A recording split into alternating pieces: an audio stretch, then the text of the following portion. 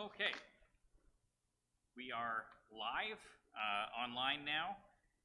We're going to be studying from Matthew 14. We just kind of briefly introduced Matthew 14 last time. We had talked about how John the Baptist had lost his life. He had crossed Herod, but more particularly crossed Herod's, I should say, not wife. The one he was married to that he should not have been married to. And so he was beheaded.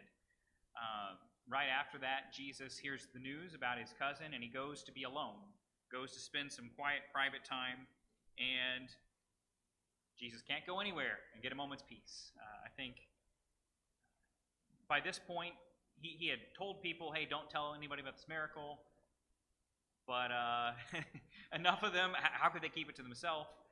There is no hiding anymore for Jesus. He is full-on celebrity. And so that kind of brings us to where we left off. I know it's been a little while. So let's go ahead and start with a prayer, and then we'll start around verse 15. Father in heaven, you are an awesome God. Thank you for today. We are grateful for your word, especially this book of Matthew, that gives us insight into Jesus and his work and his words, his intentions as the king. We're thankful that we know what it's like to be part of the kingdom from studying this, and we pray that we can all become good kingdom citizens, better citizens each and every day. We're thankful that we are part of the kingdom, but also that we will fully be added to the kingdom on that great day. It's in Jesus' name we pray. Amen. Okay, so verse 13, when Jesus heard about John, he withdrew from there in a boat to a secluded place by himself. When the people heard of this, they followed him on foot from the cities. When he went ashore, he saw a large crowd and felt compassion for them and healed their sick. I know I briefly talked about it last time, but I want to note that motivation for Jesus and what he does here. He was willing to change his plans, even in his own grief for his cousin, and probably anticipating his own death to come because of compassion. So that ought to be one of our chief motivators, probably the chief motivator, is just as we're trying to reach people. And sometimes we'll be willing to be spent for the sake of the gospel because of our compassion. So at this point, Jesus brings up what is, I believe, probably next to his resurrection, the most important miracle in the Gospels. Why is this miracle so important?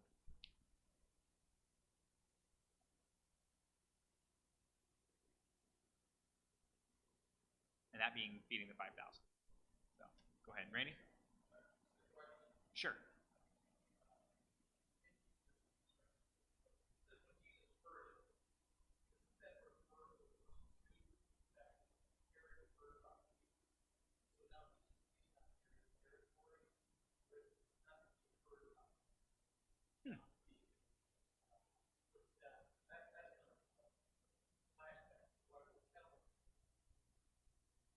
Well, that's possible. I actually never thought about that.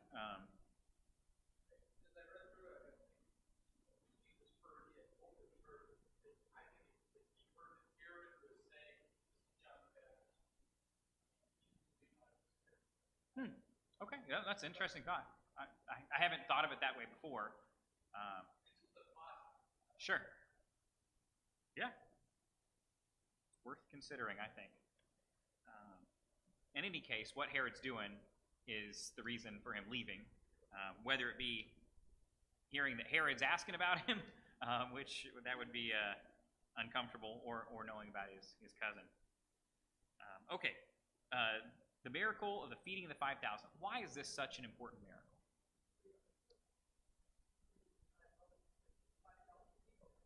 Okay. Good. Number one, it is such a dramatic miracle, right? To take so little and make so much. Now, you might recall there was a couple of minor versions of miracles like this in the Old Testament. We have a prophet Elisha who ends up feeding about 100 prophets with enough food to feed one person. So, I mean, that was a miracle. But by 5,000 people with what was intended to be a lunch for a small boy. The dramatic nature of the miracle, the extreme nature of it, I think is one reason it's important. Eric?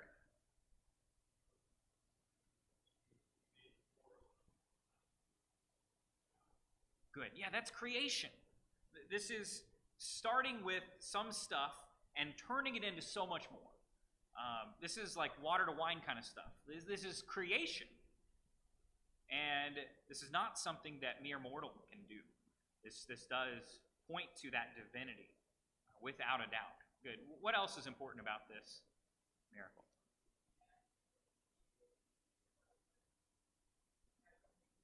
Good. Yeah. I think that's probably where a lot of the kids' lessons focus on that. But I think that is something. There is something to that. He does feel compassion for the people. He knows they've got to eat.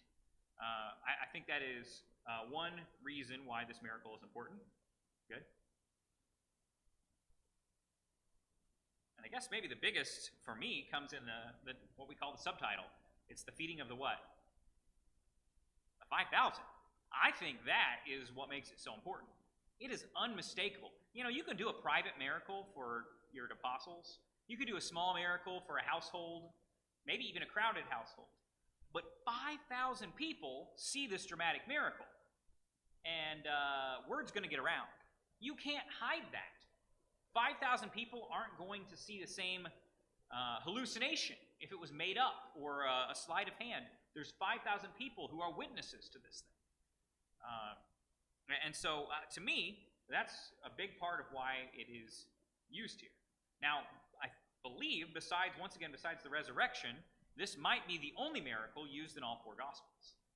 Interestingly, Matthew, Mark, Luke, and John all use it in slightly different ways. And I think that's an interesting study sometime to go look, okay, how does Matthew use this? How does Mark use this? But I think, Matthew is trying to show he is the Messiah, the Son of God, according to prophecy. And to show those types of things, and this is something that is backed up here. So I know in the questions I also didn't ask this. What are some of the lessons he's trying to teach from this miracle? I think there's specific ways in which he communicates. He's trying to teach some lessons here.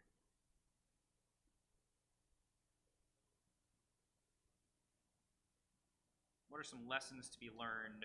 What was his intention in doing this? Besides just feeding people. Joanne?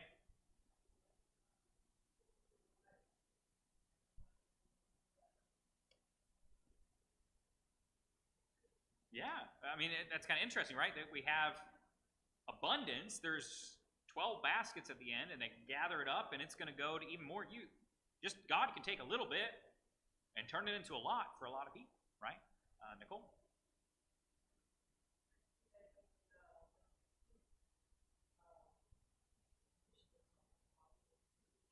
Yeah.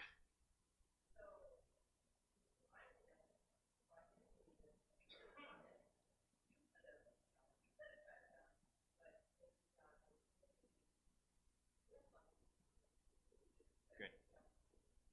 Yeah. They think too small, don't they? I don't use a lot of worldly examples a lot, but I like Star Wars, and I think if you've seen the movie, Luke is trying to lift this ship out of the water, and he can't do it. And Yoda lifts it up out of the water. He believes that he can do it. He believes anything is possible. That sort of an idea. The apostles limit themselves in their belief, don't they? They don't realize just how big the power is. A couple of chapters back, he said, I'm sending you out, and you're going to have everything you need. You're going to be able to, on the spot before kings and rulers, do these great things. And yet, they don't believe it. And so he said, go do it. And just like walking on the water, I mean, Peter does step out of the boat, but most of them, no, I can't do that. This is a lesson to the apostles. I think maybe even first and foremost. Go ahead, Harvey.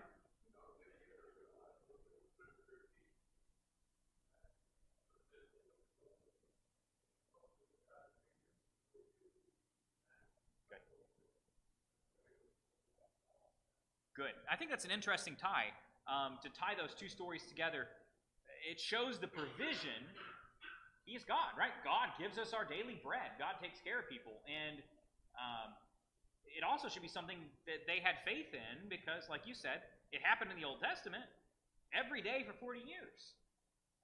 And so here all of a sudden they think, I can't do this. But they should have thought with God anything is possible. I know I saw other hands. Connie? Good. Yeah. He's divine. Yeah. There is no getting around it. He's divine. Rick?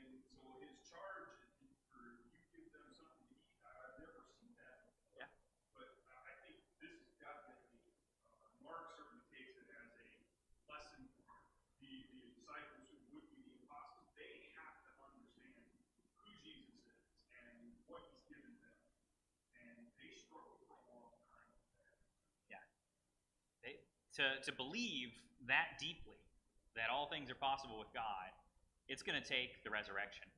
They're not going to get it until then. But Matthew was there. Matthew's writing this down. He remembered. Randy, did you have?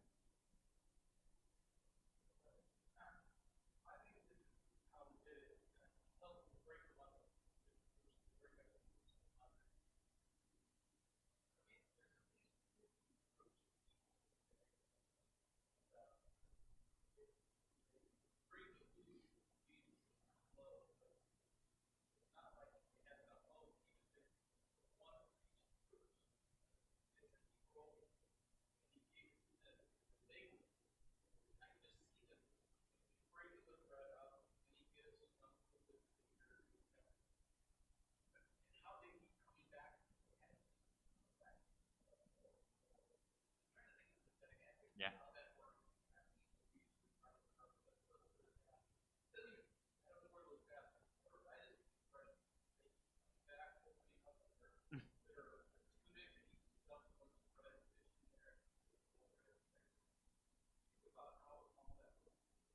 Yeah. This is one of those I would have been there, loved to be there just to watch. How did it even work? What happened? Yeah. Sure.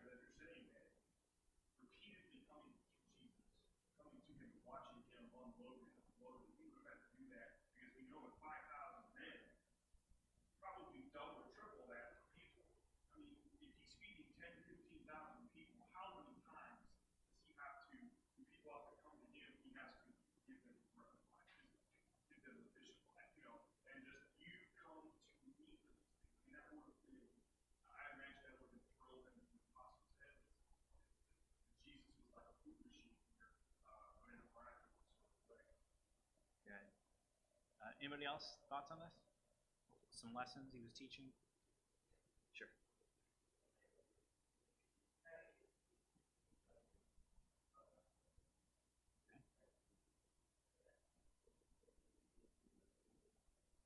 Sure.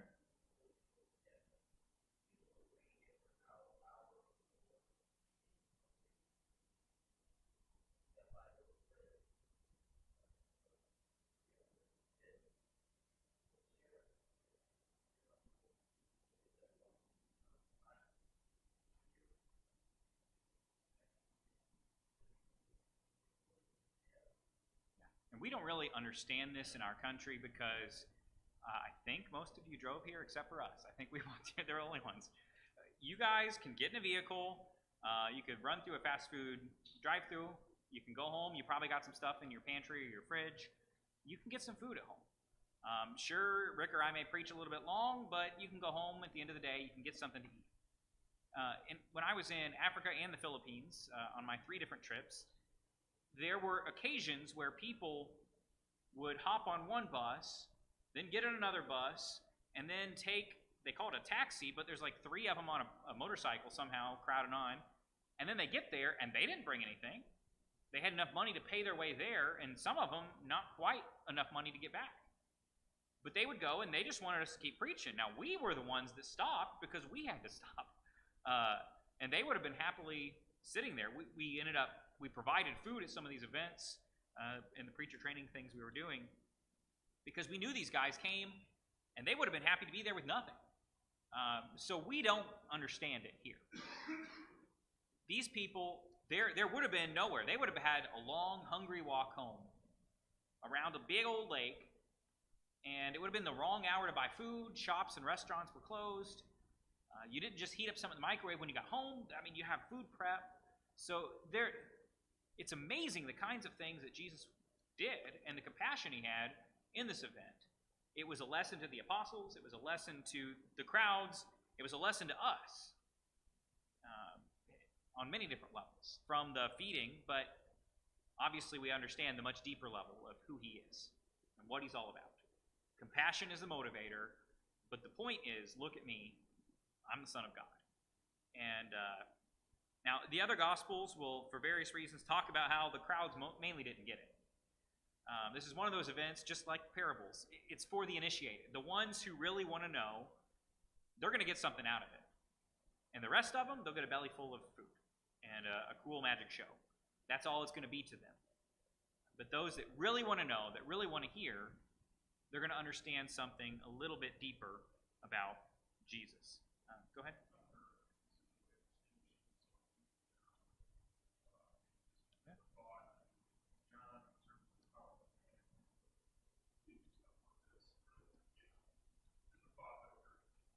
Yeah, this is divine in every way. Go ahead, Robin.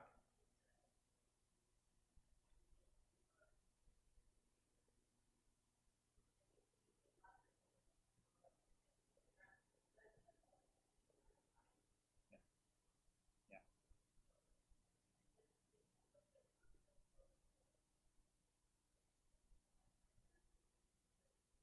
I like those details that they add in like that. That is just an amazing miracle. It is interesting to bring up. We talk about Elijah and Elisha a little bit, and some of the prophets, and John the Baptist too. John the Baptist was like an Elijah figure, and the one that came after him was one with the double portion of his spirit. And so it's amazing that John the Baptist, who was the Elijah figure in this account, is followed up by Elisha, who does exceedingly abundantly more, including he's the one that did the miracle where he feeds 100 with enough food to feed one person. There's a lot of cool ties like that between those stories at the beginning of Second Kings, and what's going on here, I believe. So including some things that happen in the water and things like that. Now, John doesn't spend a lot of time on what happens in the boat here, but Matthew's focus is different. After we transition from the feeding of the 5,000, what does Jesus do first of all? Yeah, he dismisses them, right? You would have thought this is your highest moment in your career, right? Probably 10,000, 15,000 people just witnessed what you did. He could have had anything. By the way, John tells us that they were getting ready to make him king. He should be king over us. Forget Herod. And he dismissed them. In verse 21 or 22, immediately he made the disciples get in the boat and go ahead of him, and he sent the crowds away, and he went up by himself. He knew it was coming. He just set something in motion that there was no coming back from. You do a miracle this dramatic, and you're no longer going to be able to slink around the shadows or go door to door. Everywhere Jesus goes from now on, he's going to be hounded. And you'll actually find him later on in this book having to leave the country just to get some quiet time, because it's not possible anymore in Galilee or Judea. But he goes where in verse 23? Where does Jesus go? Do you ever notice how many times Jesus goes to a mountain and goes to pray.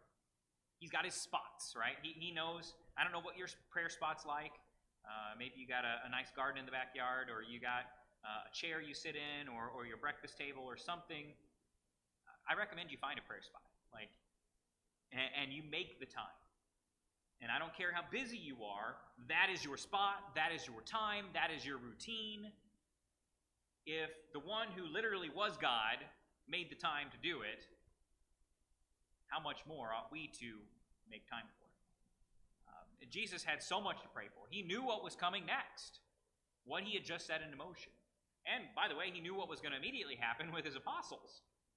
His faith was going to be tested as he's dealing with faithless apostles, apostles that don't really truly believe in him. That example is so powerful. God left to go talk to his Father, if you put it in that terms. If he thought it was that essential, how much more ought we to, right? But they're going on a boat. They've already left. What's it like for them?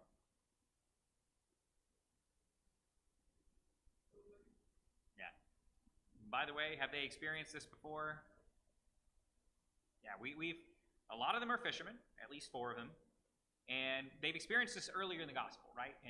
Early in Matthew. What did Jesus do last time? Calmed it down, right? In Greek, it's just one word. Usually in English, we put it as in peace be still, something like that. So what does he do here? So they were, sailors are a superstitious lot, right? What? How could someone be walking on the water? This just doesn't happen. Remember I told you there's ties between this and the Elijah and Elisha story. What did Elisha make float right after his master went to heaven? You remember? Yeah, an axe head. So Elisha violated the laws of physics that God created. Jesus has done it in an even more extreme manner. Instead of just making an iron float, Jesus is walking on choppy waves like it's no big deal. And he's in the middle of a lake, not just a pond where an axe head falls in the water. But anyways, just an interesting point to bring up. And his words are really cool. What does he say to them? Yeah, it's I. Do not be afraid. Take courage, right? They should know by now he's the one that can do anything, right? He's calmed storms before. He can do casting out demons that are frightening, scary, beings. Peter said to him, Lord, if it's you, command me to come to you on the water. And he said, come. And Peter got out of the boat and walked on the water and came toward Jesus. But seeing the wind, he became frightened and began to sink. He cried out, Lord, save me. Immediately Jesus stretched out his hand and took hold of him and said to him, you of little faith, why did you doubt? And when they got into the boat, the wind stopped. So I know we've talked about this many, many different times, classes and sermons. Sure, I'd be like the other 11. I don't think I'd even step out of the boat. Just personally, where I am right now in my faith, that's scary stuff. Peter, yeah, I give him some credit, but what did Jesus have to say to him after this event? Yeah.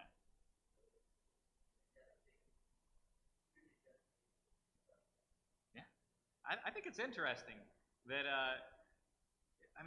because we would feel like we should be complimenting Peter's faith. Wow, he got out of the boat. And you could do so much more. Once again, I believe that their faith is little because they're limiting God. They don't understand how powerful Jesus is and how big God's powers are. And he's like, don't you know this by now?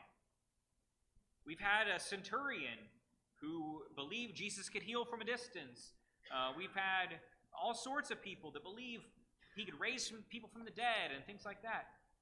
But his own apostles sometimes struggle with everything they've seen and heard to know just what he can do.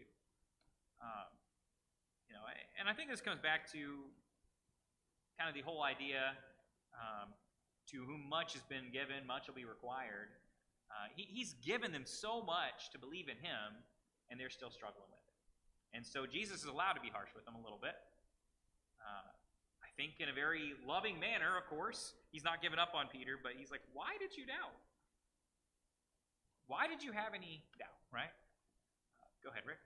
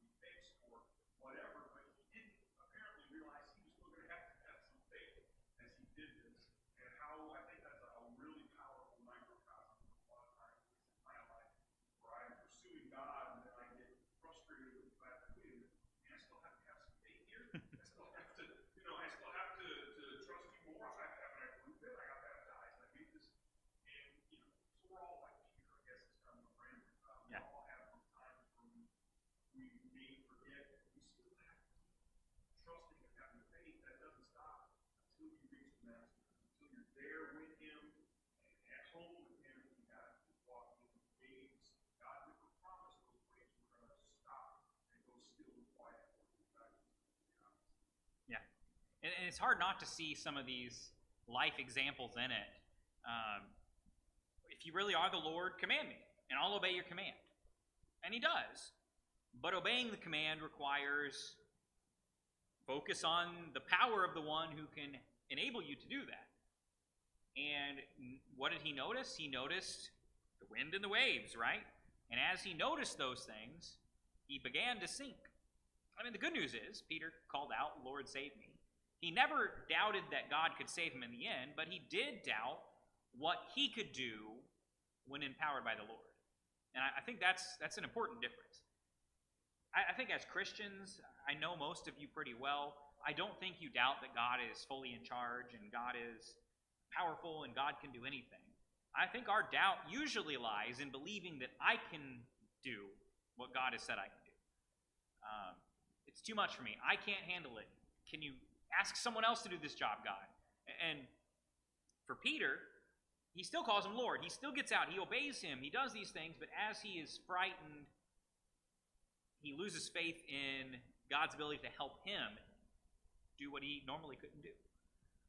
So faith, I mean, it has different levels, and God expected great things out of Peter's. We need to believe that God can make us useful in his kingdom. God can enable us to do powerful things, things we couldn't do otherwise. And if we get distracted by the obstacles, we don't really have enough faith in him. We're not. He saved him. He didn't let him go and learn a lesson, swim back to the boat. Jesus takes care of the problem and keeps working with him. But he had room to grow in his faith. Like I'd say, probably most of us do. We have room to grow.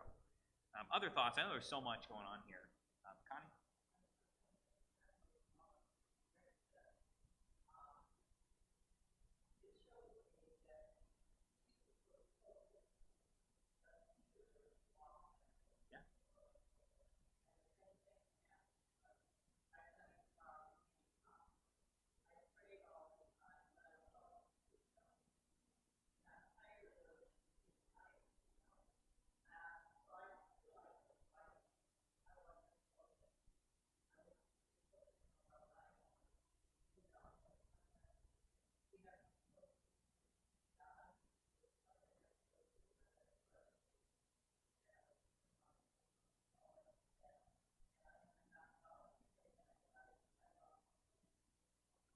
And to be fair, if you're sinking in the water, it's hard to focus on anything else. When you're struggling to breathe, it's hard to focus on anything else. I think all of us are probably sometimes in that case. And as we grow in our faith, we learn to focus on Him and what He can do more than us. I wouldn't say it's wrong to focus on our needs, our daily needs, but there is a level of growth that as we experience God doing more and more for us, that we're like, let His will be done. Focus on His power, what He can do with us. And it's not just do this thing for me because this is what will make my life better, but it is your will be done. Good thoughts. I don't want you to be too hard on yourself. It's something we definitely all need to grow in. If you're sinking in the water, I mean, you're going to feel like you need some help. And Jesus does reach down and pull people up, doesn't He? And I love that about this story. Other thoughts? Vicky?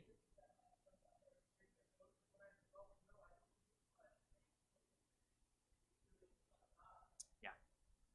So their growth in faith, it's not where it's going to be. It's not fully mature. It's not complete. But they do recognize He's divine. I don't know if there's another point before this where they worship Him that way. I know that some people have fallen down on their knees and worship Him this way, but at least in Matthew's gospel, I think this might be the first occasion where they express this.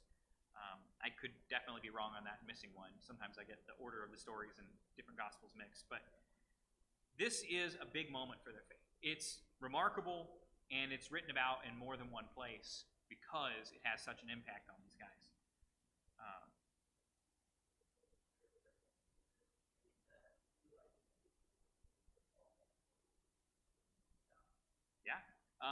At a certain point, they thought He was a spirit or a ghost of some sort, because they'd never seen Him do this before. This wasn't an everyday occurrence. So yeah, that moment finally, oh wow, that's who He is, and this is what He can do. Maverick?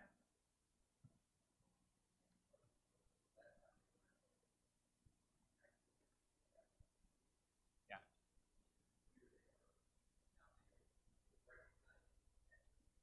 Yeah. It's a cool journey to watch when you put it in those terms. Now, if I remember right, John is the one that mentions that basically as soon as the storm is stopped, they're on the other side, which is kind of I don't know exactly what to make of that, if he's just using some language to hurry up the story, or if the boat was suddenly there at the shore, which certainly is not out of the realm of possibility of what Jesus could do. They realize, wow, we're here. Look who He is. Look what He can do. And we see these snippets. They've got problems in their faith, but by the end of the story, they're ready for the Great Commission. By the end of the book of Matthew, they're waiting and they're ready for what's coming next. So maybe don't sell other people short and don't sell yourself short when it comes to your faith. You can do great things with Him. Go ahead, Randy, and then Rick.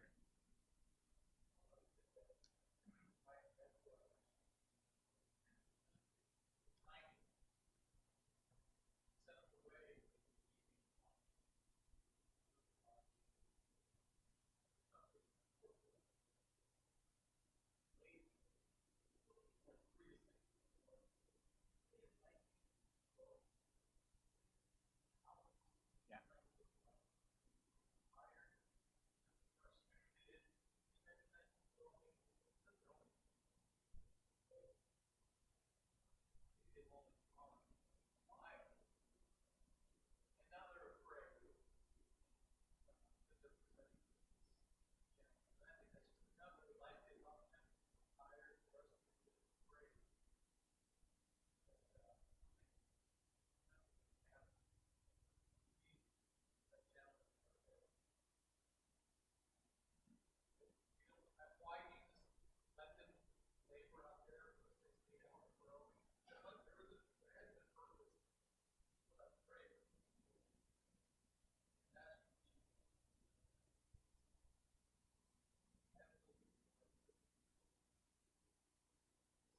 Yeah. Well, and as parents, we sometimes let our kids try to figure that out themselves first. We're going to make sure they get what they need, but let's see if they can solve the problem first. And give him that chance, just like with the previous story. Here, you feed them.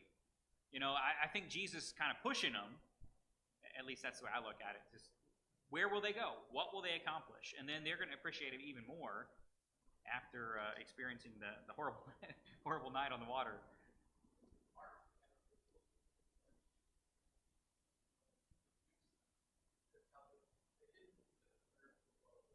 Yeah.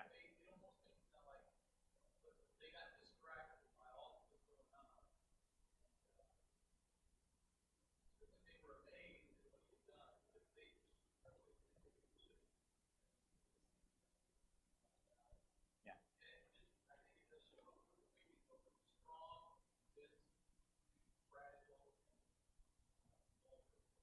Yeah. It just takes a big stormy trial to do that. Rick?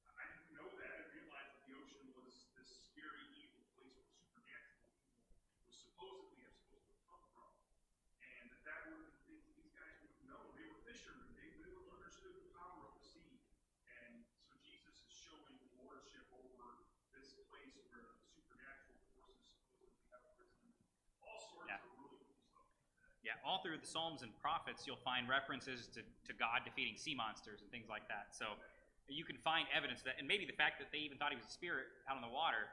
They have these, fishermen always have had stories, right, of hauntings and things like that at sea. And he says, I'm Lord of it all.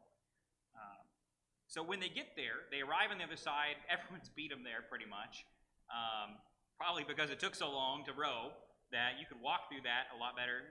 Just the way lakes are, you can have a storm out on the water, and maybe on land it's okay. They recognize him, and what do they do immediately?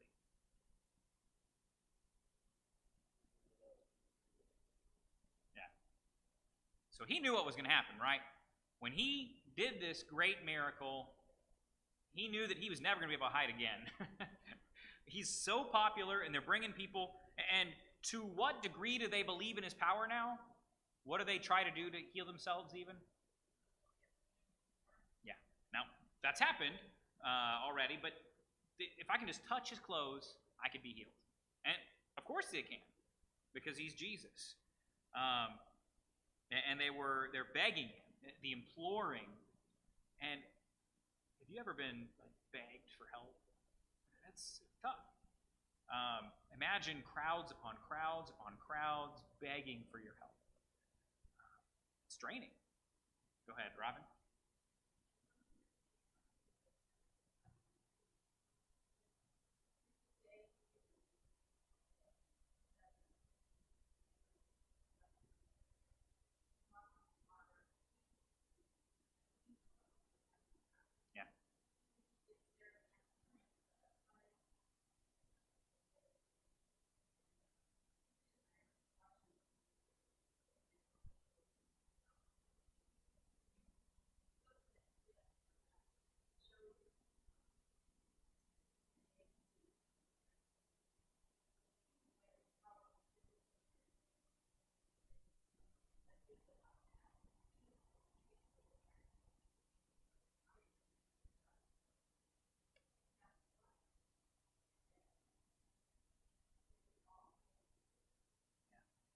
Like it's good to think about, and I like the stories that happen right after each other. You start to see his schedule. There is no time in there for sleep. You know, he was willing to be spent because that's the kind of compassionate person he was. Rick?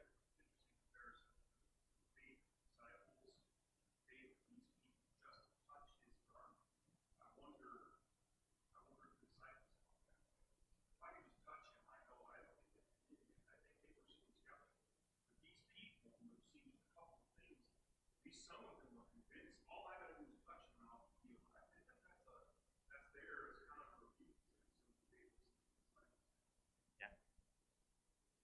Anybody else? I don't want to get into chapter 15 when we got 2 minutes left.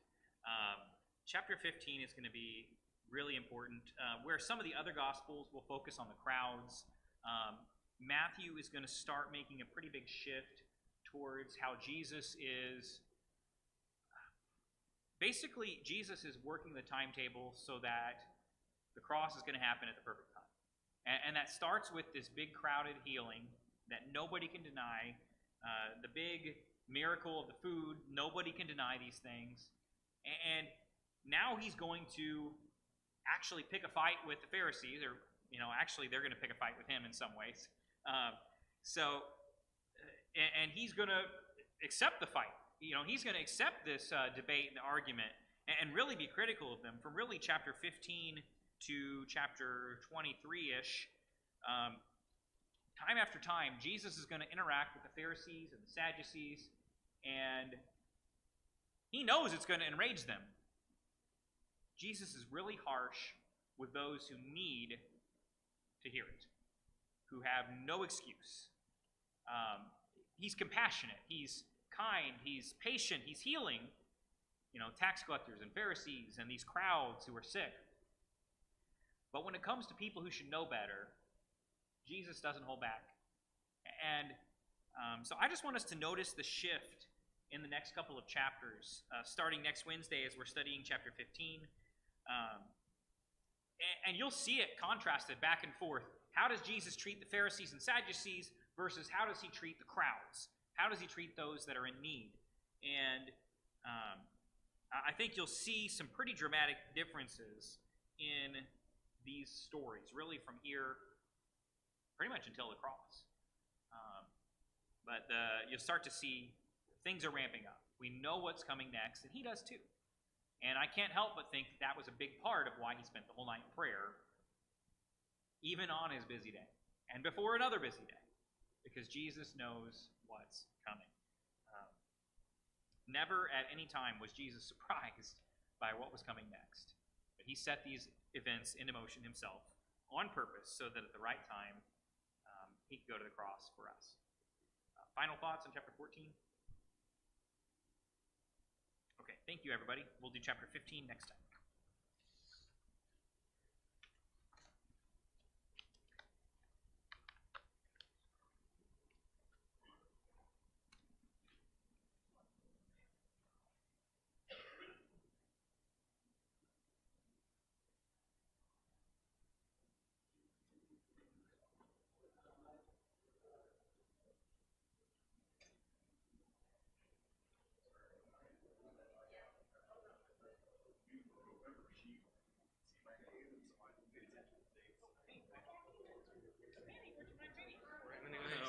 Okay, good.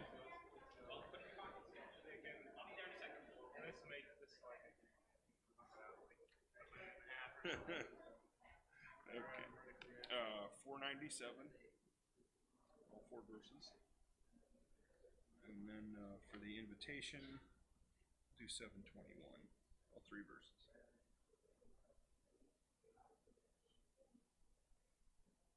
Just 2 on Wednesday night, right? Okay, making sure.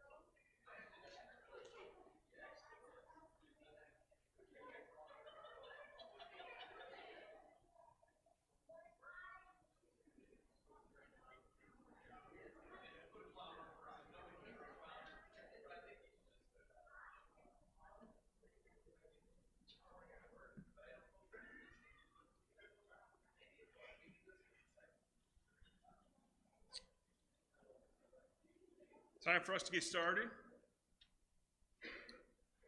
I know that my Redeemer lives. 497.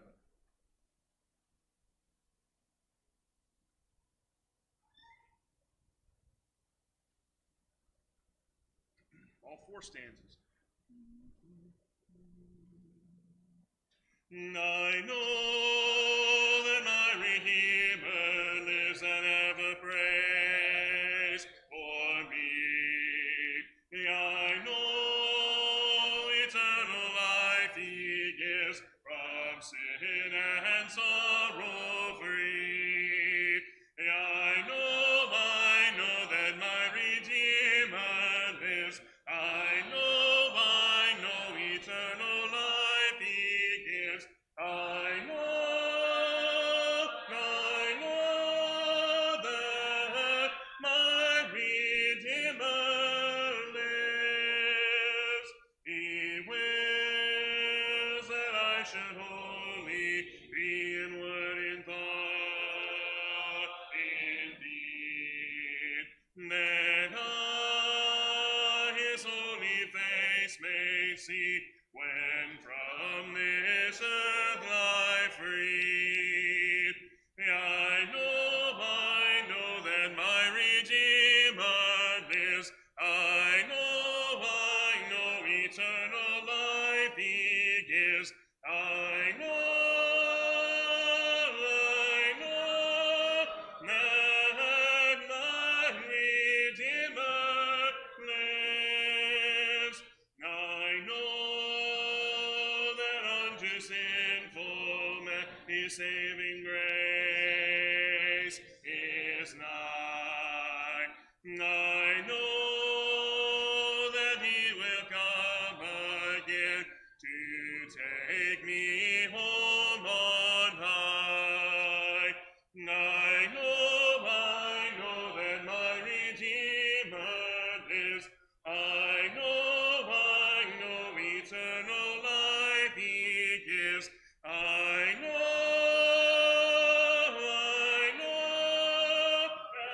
that my Redeemer lives. I know that over yonder stands a place prepared for me. A home, a house not made with hands, for to see. I know that my Redeemer lives. I know eternal life he gives. I know that my Redeemer lives.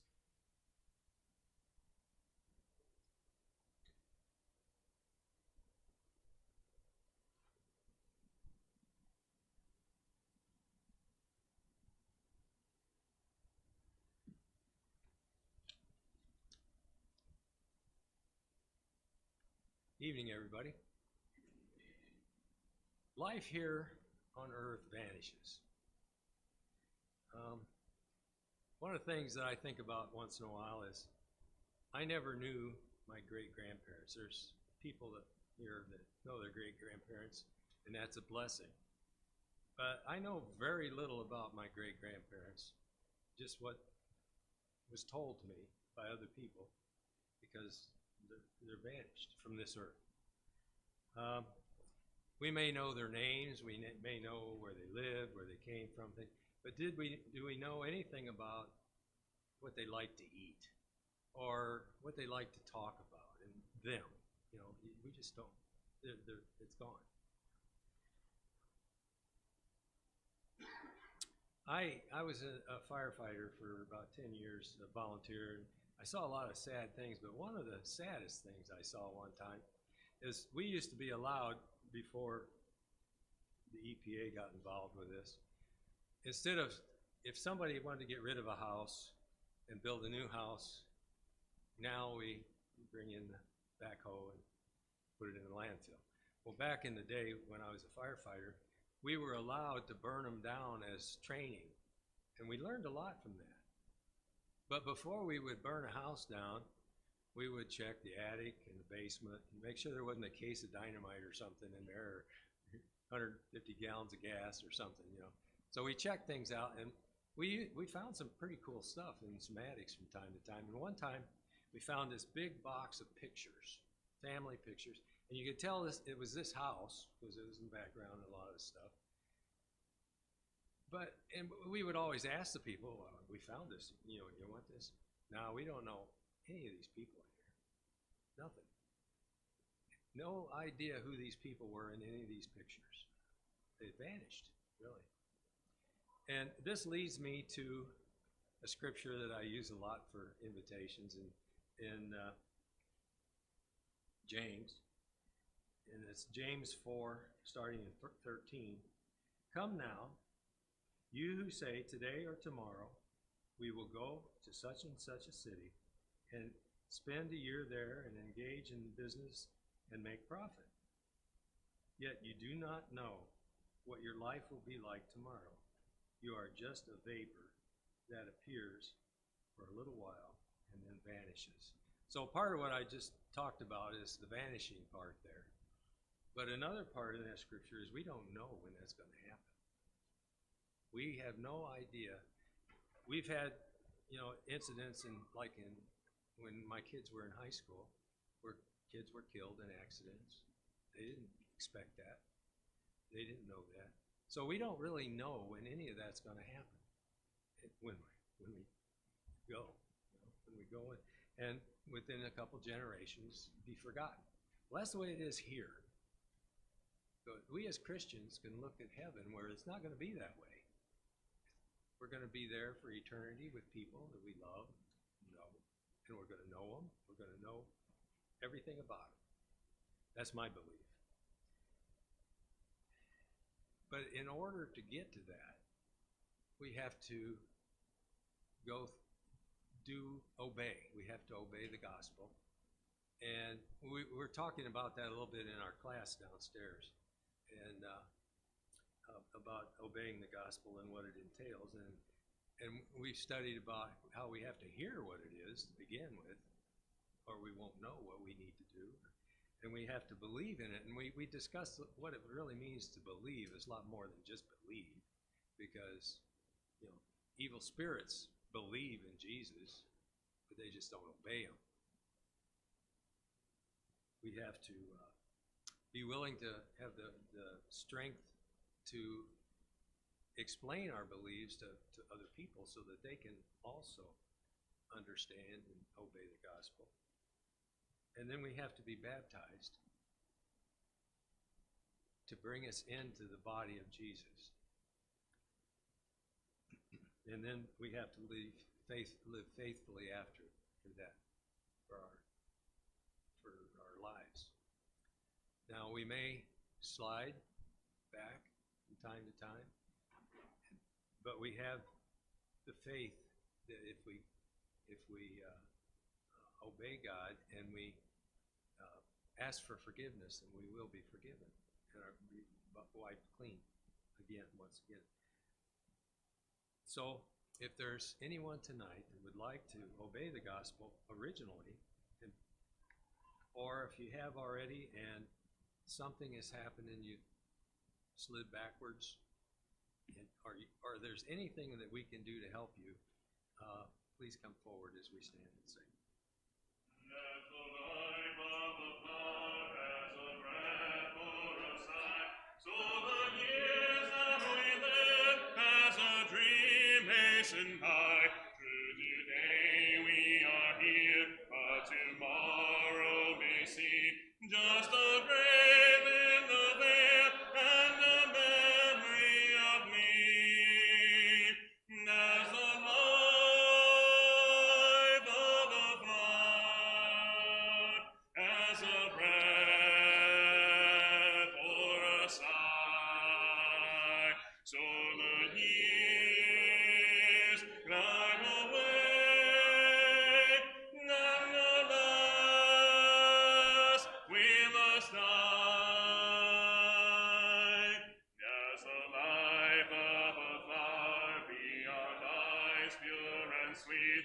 May we brighten the way where the friends that we greet, and sweet incense arise from our hearts as we live close to Him who doth teach us to love and forgive. As the life of a flower, as a breath, pure a sigh, so the years glide away. Nonetheless, we must die. While we tarry below, let us trust and adore Him who leads us each day toward that radiant shore, where the sun never sets and the flowers never fade, where no sorrow or death may its borders invade. As the life of a flower, as a breath nor a sigh,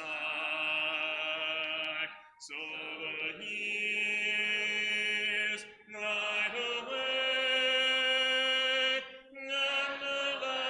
Nonetheless, we must die.